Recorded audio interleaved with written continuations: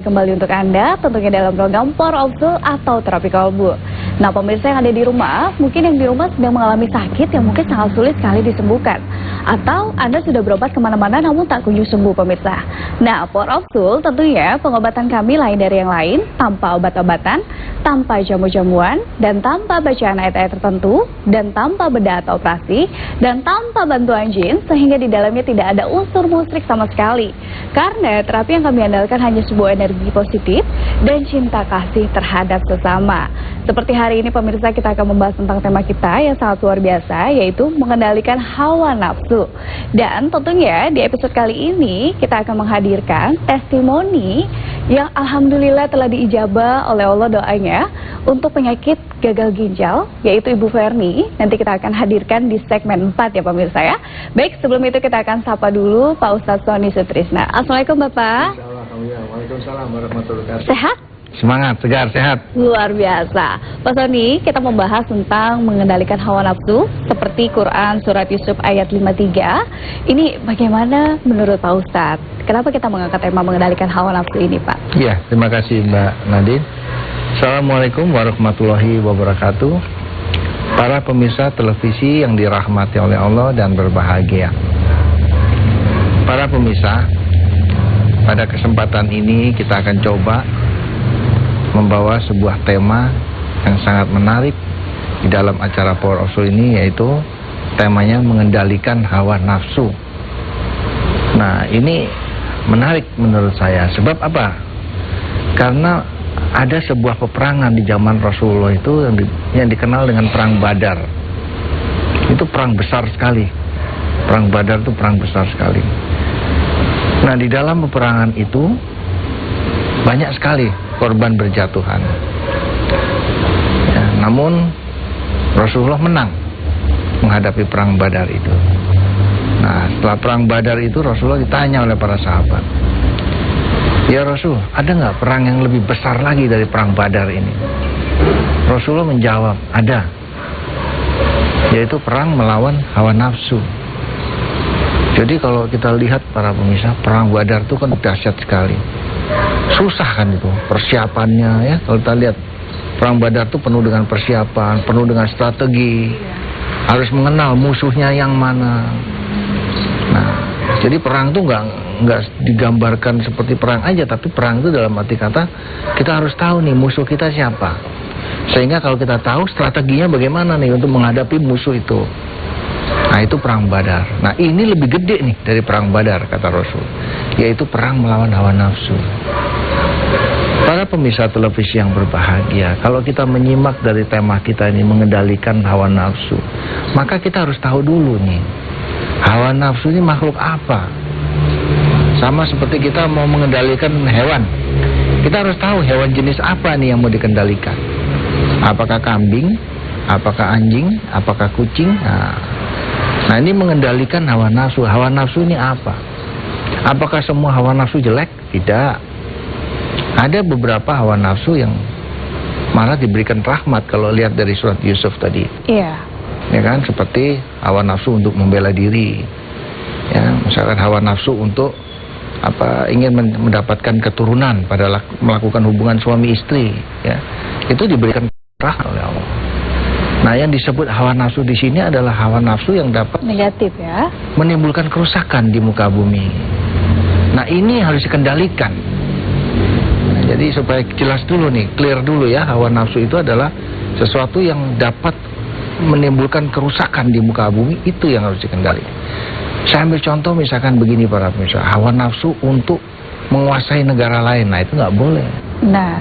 Ya, atau hawa nafsu ingin memiliki sesuatu yang bukan haknya, nah itu tidak boleh. Nah, ternyata para pemirsa, sumber daripada segala sumber hawa nafsu ini kembali lagi semuanya berawal dari kotoran hati. Nah, saya ambil contoh misalkan, seseorang karena kedengkiannya kepada seseorang lain, wah, langsung dia dibakar oleh hawa nafsunya. Benar. Dibakar dia oleh hawa nafsunya, ya. Dengan hawa nafsunya terbakar akibat dengki tadi, dia bisa langsung melakukan pembunuhan. Nah, ini Saya ambil contoh lagi, seseorang karena kotoran hati cemburu. Wah, karena cemburu, istri yang tidak tahu apa-apa tiba tempeleng itu istri. Ya, kenapa? Karena dibakar hawa nafsunya oleh cemburu tadi. Ambil contoh lagi, misalkan karena kasus iri. Orang karena iri, para pemirsa, tadinya ngomong biasa saja, tapi dasar di dalam hati ada iri. Itu orang salah ngomong dikit aja, udah dikeplak tuh orang. Itu terbakar di hawa nafsunya. Nah, ini yang dikatakan oleh Rasulullah tadi. Ada sebuah peperangan yang lebih besar dari perang Badar. Lebih sulit dikendalikan, lebih sulit ditaklukkan, lebih sulit dimenangkan. Jadi tidak gampang memenangkan peperangan ini, yaitu perang melawan hawa nafsu. Dan hawa nafsu setelah kita tarik lagi, bahan bakunya adalah kotoran hati, para pemirsa. Sudah banyak nih sekarang jadi korban. Akibat kotoran hati serakah, seseorang tidak bisa lagi kendalikan hawa nafsunya. Apa yang tadinya bukan menjadi haknya diambil saja. Didorong dia oleh hawa nafsunya, diambil, dikorupsi. Nah, ini syukur alhamdulillah nih sekarang. Pemerintah sudah menggerakkan, ya kan, operasi pemberantasan pungli. Ditangkepin semua. Kenapa?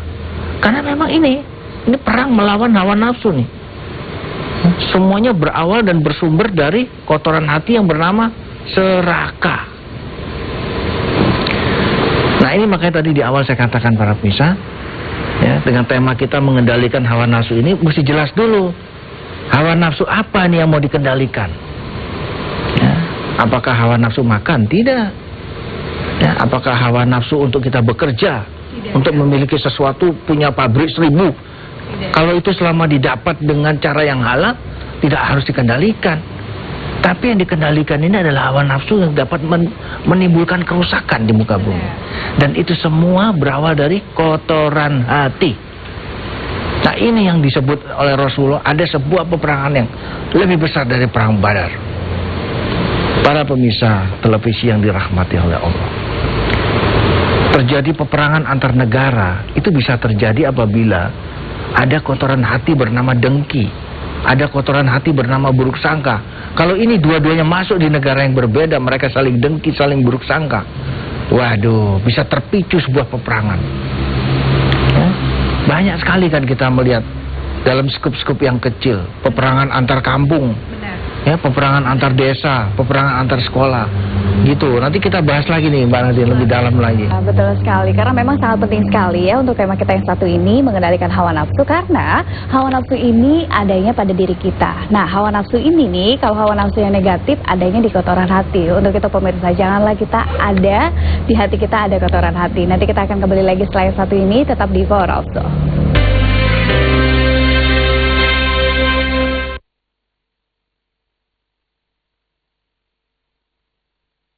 Assalamualaikum warahmatullahi wabarakatuh.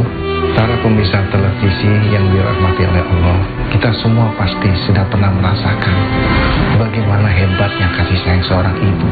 Ibu kadang-kadang anaknya tanpa meminta pun pasti akan diberi. Ibu saja sudah bersikap seperti itu, apalagi Allah. Allah adalah Maha Pengasih lagi Maha Penyayang. Maka jangan takut, para pemirsa. Bermohonlah kepada Allah sebagai Sang Maha Pengasih lagi Maha Penyayang. Para pemirsa, disinilah power of Rasul posisikan dirinya. Apabila sekiranya ada para pemirsa yang ingin berobat tanpa jamu, tanpa suntik, tanpa dipijit-pijit, tanpa bantuan jin, tanpa ayat-ayat atau tulisan-tulisan dari agama-agama tertentu yang musyrik sifatnya, mari silakan datang dan cobalah power of Soul. Saya yakin kalau kita betul-betul bermohon, insya Allah akan dijabah. Baiklah para pemirsa, selamat mencoba power of Soul. Saya mengalami perdarahan hebat pada waktu itu dan saya masih bekerja. Saya udah ngedrop banget gitu. Saya minta sama Allah, ya Allah, kalau Allah mau sembuhkan saya, sembuhkan. Kalau Allah mau angkat saya, angkat gitu. Karena saya udah gak tahan lagi sakit. Saya coba datang ke sini dengan 3 kali terapi. Sebenarnya 5 kali saya paketnya. Cuman dengan 3 kali itu saya dinyatakan udah sembuh loh. Yang saya rasakan itu kepala seperti ada pembekuan dan leher pun nggak bisa nengok untuk kanan kiri. Ternyata kita punya alergi obat dosis tinggi itu saya nggak bisa minum obat. Setelah itu berobat dengan Pak Sony. Alhamdulillah saya diterapi. Sekali diterapi saya langsung merasakan nyaman, sudah bisa tidur. Kedua kalinya alhamdulillah saya sudah merasa enak. Ketiga kalinya saya sudah dinyatakan sembuh. Terima kasih pemirsa, Anda masih bersama kami dan masih di Power of Two dan masih bersama dengan Pak Ustadz Sony Sutrisna. Dan kita juga masih membahas tentang mengendalikan hawa nafsu. Nah pemirsa, ternyata mengendalikan hawa nafsu ini sebenarnya sangat mudah ya. Kita cukup membersihkan hati kita supaya tidak terjadi kotoran di dalam hati. Ini cukup bisa mengendalikan hawa nafsu. Nah sebenarnya nih Pak Ustadz, sebenarnya ada cara lagi nggak sih kunci untuk mengalahkan hawa nafsu ini? Ya, saya pikir ini sebuah pertanyaan yang sangat baik ya. Kalau kita bicara secara general saja ya, karena kalau kita sudah berbicara secara agama kan setiap agama punya jurus.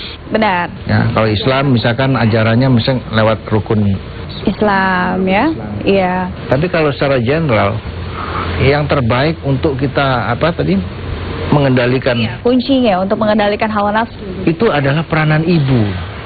Ibu yang paling utama untuk pendidik kita. Betul, itu pendidikan akhlak yang terbaik itu pada saat ini anak sedang dalam keadaan masih kecil ya.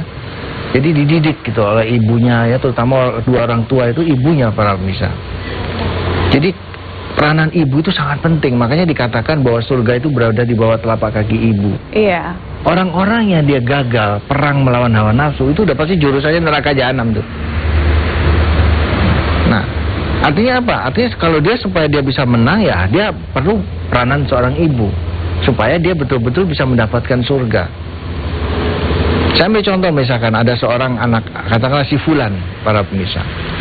Si Fulan itu gagal dia melawan hawa nafsu pada saat setan masuk di dalam dirinya berupa katakanlah cemburu. Rasa cemburu ya? Akibat rasa cemburunya yang membabi buta, ya kan banyak nih. Ada istri sampai dipentungin, betul, sampai meninggal, ya. Bahkan ada sampai dimutilasi karena dendamnya sama. Benar. Nah ini udah pasti, makanya saya katakan gagal melawan hawa nafsu jurusannya neraka jahanam nih. Nah. Tapi surga dikatakan berada di bawah telapak kaki ibu. Artinya apa? Artinya peranan ibu sangat penting para pemirsa. Di dalam rangka pendidikan sebuah akhlak seorang anak. Jadi dari kecil anak itu sudah dididik. Jangan yang namanya iri, jangan yang namanya cemburu, jangan yang namanya dengki, jangan yang namanya buruk sangka. Sehingga nih anak nih dia bertumbuh kembang menjadi individu-individu yang hatinya tidak terlalu kotor para pemirsa. Nah, tinggal nanti pada saat dia sudah usia, ya katakanlah dia sudah usia dewasa. Nah, tinggal diajarkan dan dikenalkan jurus-jurus agama. Nah, kebetulan karena saya beragama Islam, maka sudah wajib kita kenalkan jurus-jurus agama versi Islam. Ya, saya ambil contoh misalkan sholat. Kan ada itu batasannya ya kan. Sholatnya bagaimana? Nah di sini dituntun bagaimana menjaga sebuah hati, bagaimana menjaga sebuah akhlak. Nah ini akan dapat mencegah anak itu untuk tidak mengumbar hawa nafsunya ya kemana-mana. Karena kalau ini tidak dilakukan para pemirsa, naudzubillahi min dzalik. Sekarang banyak loh para pemirsa, coba deh kita lihat aja tuh di jalanan tuh. Anak-anak sekolah masih pakai baju seragam sekolah bawa batu. Sudah tawuran ya? Ininya sudah dibakar oleh dengki, hawa nafsu udah sampai ke kepala, ke ubun-ubun. Kalau saya lihat di televisi ada yang pakai rantai ger diikat, wah, ada yang bawa celurit, ada yang bawa samurai. Ini sudah hawa nafsu. Ini gagalnya sebuah pendidikan akhlak. Ya, ini yang dikatakan kalau dia gagal melawan hawa nafsu jurusannya neraka jahanam nih. Bagaimana di neraka jahanam? Pakai seragam sekolah kan tujuannya belajar, bukan bawa-bawa celurit. Ini bawa-bawa celurit di jalanan. Ya. Bahkan kemarin itu saya lihat di suatu berita itu sampai ada celurit nancep di pantat anak sekolah. Ada yang nancep di punggung. Nah, hal seperti ini yang dikatakan oleh Rasulullah tadi.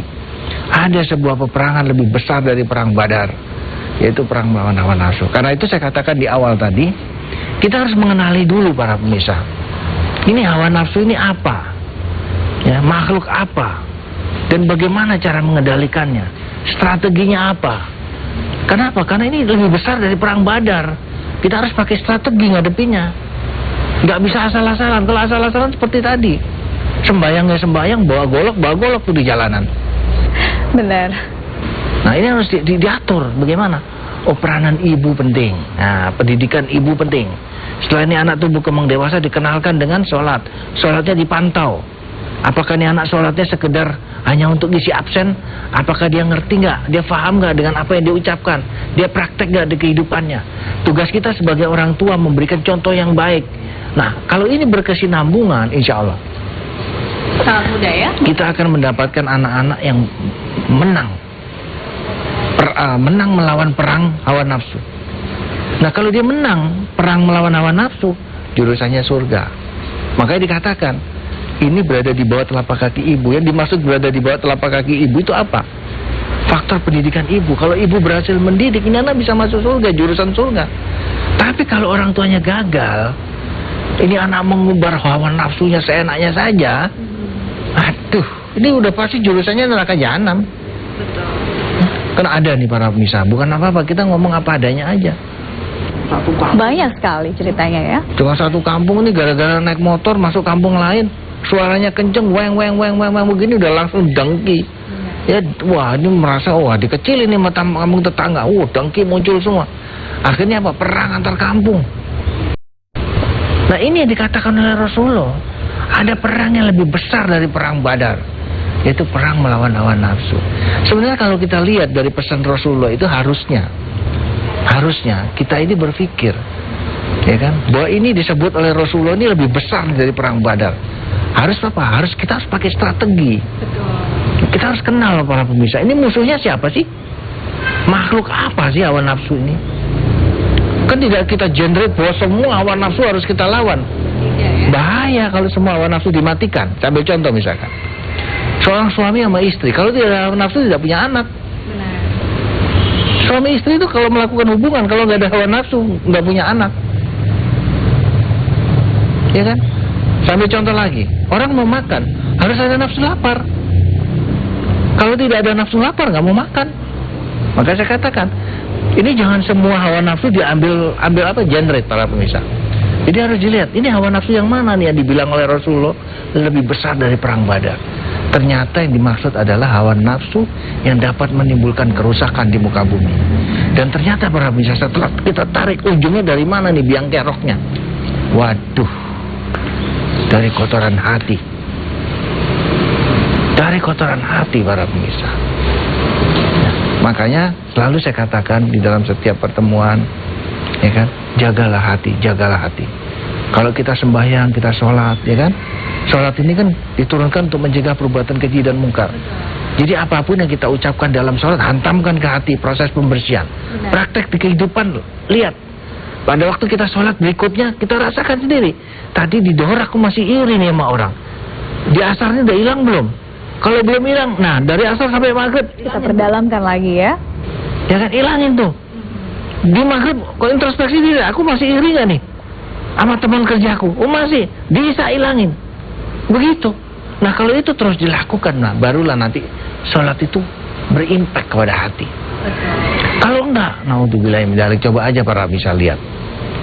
Banyak kan para pemirsa itu yang korupsi korupsi daging, korupsi Al-Quran, korupsi haji. Ya kan mereka juga sholat itu, oknum-oknum itu.